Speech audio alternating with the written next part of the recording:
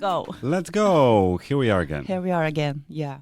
I think today I wanted to make a shout out to all our listeners. Yes. You send me some screenshots. Yes. When you find some charts. Yes. And I'm like, what is this? We were actually number 6 at the top. Yes, in religion and spirituality. Yeah, in Norway. Yes. Worldwide, I don't know. I remember you sent that picture to me. It was kind of like 2 months after we launched the podcast. And I feel like I get a little bit, what is the word? Scared? Not scared, but intimidated. Intimidated, yes. Yeah, because you see the list and you have like Tara Branch, you have this Lama. Yeah. Yes. And then like, and then Kimhye Lucas. Oh God! Yes, So, I was like blushing. You and were? feeling, yes, I was like, yeah, my armpits were sweating. It was like this is amazing. It's amazing, and at the same time, I felt almost like a pressure because we started this because we just enjoy talking, Yes. and then we had to find a name of the podcast, and then I suddenly we are there up at this. Like famous, amazing Buddhist teachers, and I'm like, oh my God, what if people think I'm just talking bull, like. Someday we should talk about the imposter syndrome. Yeah, we should. Yeah, we should. But Not today. Not today. What I like about the comments from the listeners and everything is that they feel that they can understand things that in the way that we explain things, that we are using common words and make it simple and relatable. And that for me is, I think, is the best thing that someone can say to me when I'm trying to explain something. Yeah, and we didn't aim for being on the top 10 list of the Buddhist podcast. No. Oh my God, no. All right. But another thing I wanted to say is I haven't really been thinking about how many people listening and that I make a podcast for profit or anything. We just do it 100% for our own enjoyment. Yes.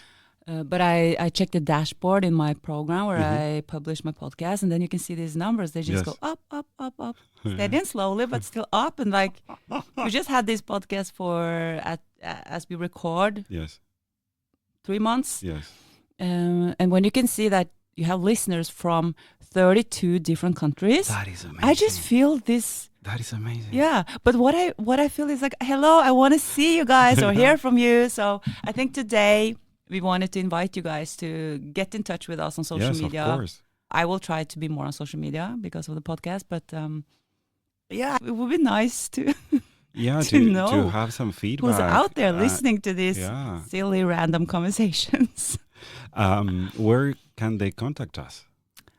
I think it's not something official. I haven't made anything official yet, but you is easy. Yes, you are all. Yes, you are. It's very easy to find me. Lucas.casanova.yoga, for example. Or you can just search for your name. Yes, they can search for my name and it will pop up. I think they can search for my name and pop up too. But Instagram or Facebook. Yeah. Send us a message. Our Norwegian listeners it's easier for them to reach out. Yes. So we have some feedback. But I just feel very, when you see half of the listeners are actually from the US. Yeah. And we both speak different languages as our first language. Yeah, English is not our native language at all. And then I know that, half of our listeners are sitting in the States listening to us. But I think the Americans, they like European accents. And I hope. Yeah. All right. Well, we want to thank you. And I want to thank you for listening to the podcast and that we can see it grows. Yes. It makes it even more fun to make this. So thank you. For me, it was like when you are singing in the shower and then the neighbors start clapping. Yeah. It was like, okay, this is so cool. I really like the idea. Or you go out and the neighbor says, hey, I really like your voice. And you're like, what, me? We're just sitting here in this small room and yeah. But of course, it's always nice to have people enjoy what you do. Yeah, especially I think if our listeners are looking for some answers in certain things, it would be great to hear from them and to start a conversation about that. I think so. I think we have very intelligent listeners. So where should we start? When you search for Tantra, or if you are interested in Tantra and you do a Google search, you will most likely find a lot of interesting pictures. Yeah. Sexual It's images. mainly directed to quality in sex life, usually, and to better sex. Yeah. But what do you think is the relationship between the Eastern tantric practices that we have studied? What it is a link, of course, to the sexual act. But what do you feel like is the sexual link, or what is the link between the esoteric part and the physical? Can we call it the physical flesh? No, that was the pleasures of the flesh. Oh my God. The way that my teacher explained this to me made a lot of sense. He said, you know that when you are too much into it, at least for guys, sex goes really, really fast. That you're like running to the finish line and you would like to stay longer enjoying the situation, but you don't know how. And when you get to be more in the moment, not running anywhere, is an amazing sensation, and you feel that your senses get heightened and you have like a deeper connection with the person that you're with. He said that is the purpose, because then we discover that this mental state that you get while trying to stay in the moment and stay present is an amazing thing. And it connects you not just sexually with the person that you have in front, but changes the way that you perceive yourself and how you perceive people around you. If you do it right. If you do it right. And my questions, the reason I arrived to my teacher, and I told this in a prior episode, it was because I was questioning how to get deeper into certain mental states and be able to be present and be able to, if there was a shortcut, instead of staying, 10,000 hours meditating to achieve the same. Yeah. This teacher said, your mind will jump to place. And that is usually what happens when you are in a passionate encounter with another human being. Your mind goes place to place and you're running to the finish line. What would happen if you find the way of not running towards the finish line, but at the same time going deeper and deeper into that state? And for me, that idea only was mind-blowing. And I said, okay, I would like to know more about how this is done. And in my mind, it was like, okay, but shouldn't we be like, is this possible between two men? And he said, yeah, because it's the relationship with yourself. It doesn't have, you can do it just by yourself. Yeah, and it's not the sex act. It's the energy that you create with another person. Yeah.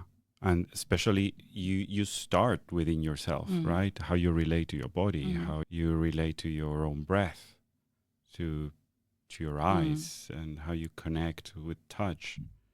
It's a very rich experience. I think why sex is so linked up to Tantra is, even if you don't feel good about yourself, or maybe you think that you have issues with your body or mental whatever, when you are in that moment, in the act, that's where you are directly linked to someone else, or to what I like to call the source, when you are in the moment of that act. And when you can snap out of the daily life and you don't really think about, oh, I have 10 kilos too much, or I have, I don't know, my friend said, oh, after 40, I got this, what you call it? Holes in my arm. Yeah. And I said, what? Holes in your arm? She said, yeah, like these small dips in the arm. Yeah. I'm like, really? And that is something you think about? So when you are in the act, let's call it the act, you can create that moment where nothing else is there. And I feel like that experience, if you are in that state, that is the state we aim for in a regular life too, where we can be in that state of bliss, in the state of now, in the state of pure potential, happiness. And we don't need the sexual act to achieve that, but we use the sexual act as a comparison. It's one of the most beautiful things that you can do, actually, right? I feel that I understand why people feel sometimes that why does spirituality have something to do with sex? But isn't sex one of the founding stones of our species? Again, my background is so different from others. You know, like my parents spoke openly about sex, and my mom said, first time you're going to have sex with someone, you have to really know the person. If not, you can get HIV. Yeah. And she explained what it was. Her best friend died of HIV back in the 90s. And I remember that I was thinking, okay, so I have to know someone, and then I don't get this disease. But how do I know when I know someone enough to not get the disease? I didn't link it to you get to know someone, and you don't. Yeah, but that actually affected me. Of course. Yeah. So for me, it was like, okay, if I'm gonna have sex with someone, I have to really know them. It has to be deep, and you have to. Yeah, she was very good at explaining how it should be. For me, it was the other way around because of HIV. I managed, I think, to survive that pandemic, not being in contact with people. So you wasn't in contact with anyone? I was in contact with people, but I was so afraid of getting sick, and I saw so many people dying that my choice was to refrain from humanity. So when this teacher told me the only way that you can reach what you want is to get deep in touch with another human being, I thought, this is messy. I don't think I would like it. I think the sad thing with sex is that it's almost the same as God. You know, we have all these different views on the word God as the same in sex. Yeah. So when we think about just the word sex, it's like you say, it's messy. You don't get this nice, free, enlightened thought around it. Like in the 70s when you had all these gurus really blooming because of the free sex, and you could have sex as a tool for enlightenment. But after HIV, and it was more like fear-based. Yes. And I think we need to, it's almost like we need to take the word sex back to something pure and something positive. Positive. Right? Instead of sex now is almost like a negative word. Yes. But how to do that is another question. But yeah. Where should we continue with this? When you start in the practices and you start with your teacher talking about enlightenment and how things should go, the moment where you start doing things that are more oriented to sex is a life-changing moment. Because there is a bond of trust. You understand why you're doing this. And there are many ways of how was that moment for you? What moment? A moment in your practices where you discovered, okay, you had this in your mind, this quest towards enlightenment. You had a very clear view. You had a positive view on sex also. And when you discovered that those things started to intertwine, that enlightenment or personal growth or being in the moment or deeper connection was connected with sex, how was it for you, and how did you move forward with that? I think for me it happened in a very, very early age. Okay. Yeah. So I think from the way I grew up during my adulthood, I had a lot of deep connections, and even my first relationship, like my first boyfriend, I was saving myself. That was kind of my aha moment. If I'm going to share something personal, but when I was 15, I saw a guy, and I instantly knew that he's going to be my first. Okay. And because I was young, you don't have all these contradictions, and you don't start thinking like it's not possible. But he was like the coolest guy ever. I can imagine. He was so cool. And he was 10 years older, so kind of impossible. I was 15 and he was 25. I was imagining that. Yeah, this, there's a whole novel there. Yeah, it is actually. But I'm going to do it very short. But I saw him and I was like, I'm going to have him. He's going to be my first. Mm-hmm. And I lived my life as he was going to be my first. So I was dating, someone, and I never had sex with anyone because it was going to be him. He didn't know who I was at the time, but Okay. I was seriously living my life that I was saving myself for this guy. Yeah. We were in the same group of people, and I met him a few times, and then we met again, and it's like you said, a whole novel. But the story ends with I get to meet him, and we are dating, and we are together. So he is my first. Okay. After like 1.5 years after I decided. Okay. So you were goal-oriented since then? Then I wasn't doing it on purpose. Yeah. But when I met him and we were together, the first time was kind of like everything that I had imagined and visualized for 1.5 years. I remember the song. It was Jamiroquai, Cosmic Girl, and the whole experience was just amazing. And I heard stories from my friends, that the first time was very painful, and you should just do it as soon as possible, so you're just over with it. And for me, it was my first, I think, spiritual sexual experience, and that was my first time. So kind of set the bar for me in a way. But what's also important that it happened so early is that's why I started to believe in the power of manifestation and the power of our thoughts, because I thought, okay, if I can get this guy just by thinking that it's possible and live, but you have to live like it's going to happen. Or you have to live like it's already happened. Yeah. So I kind of stumbled into that discovery when I was 15. Oh my God. Okay.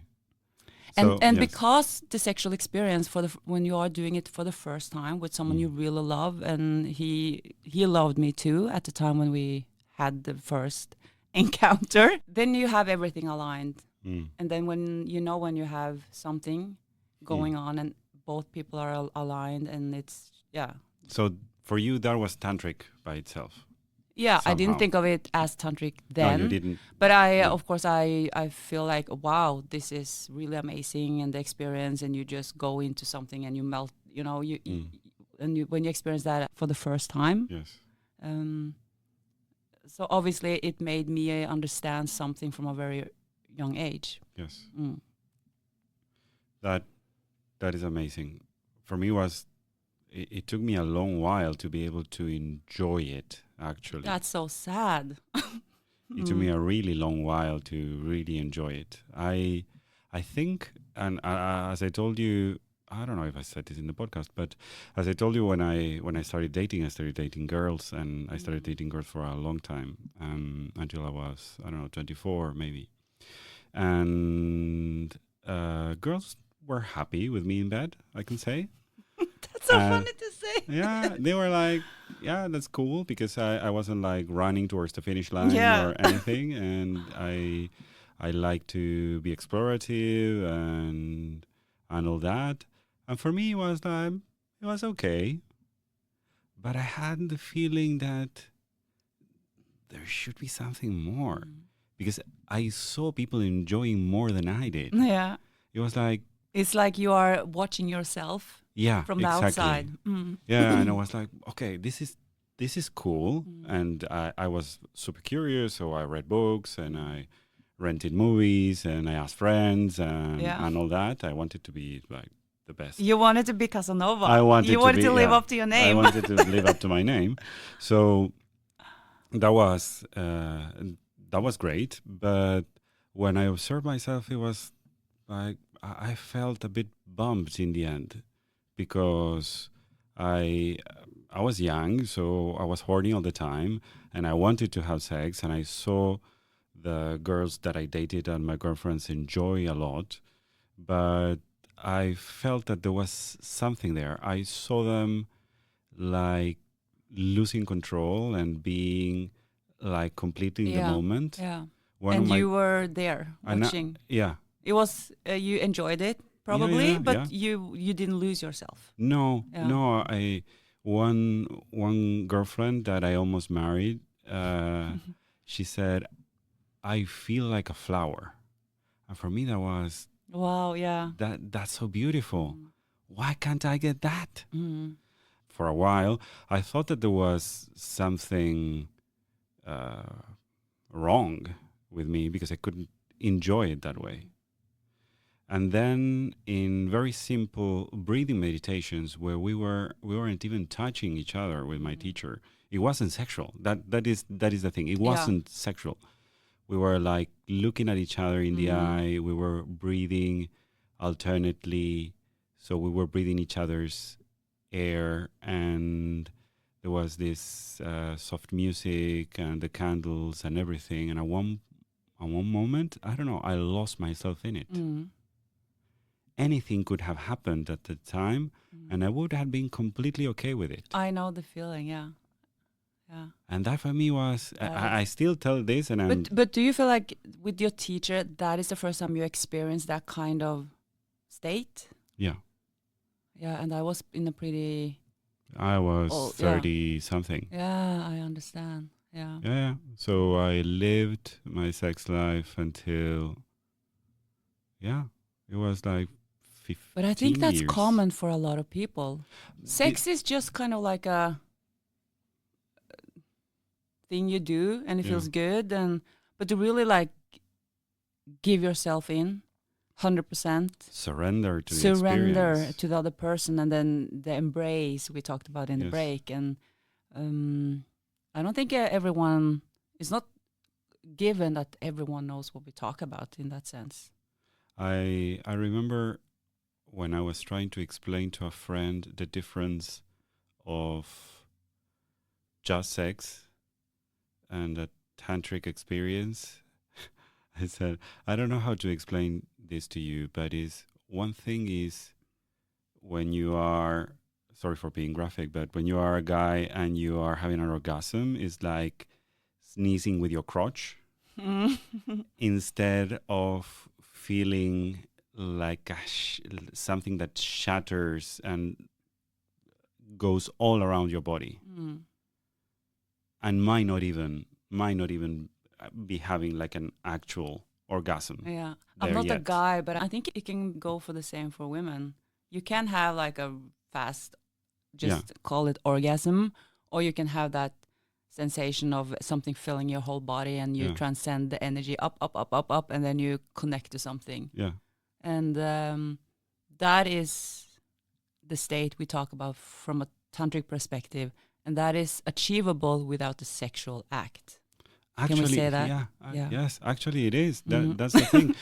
But when you try it, it's like having a bubbly, like, I don't know, a bottle of champagne with a cork, and you shake it a little bit and you open it, and it will be like, it will be a little bit of foam, nothing. But if you shake it until it appears that the cork is going to explode, you feel the vibration in the whole bottle. Is absolutely something different. It's a complete different intensity. If you use the bottle image, I think it's important to say that if you pop the bottle after you shake it, it's going to explode, right? Then the energy will just dissipate. Go all over the place. The middle ground where we say that you shake the bottle for a long time, and instead of popping the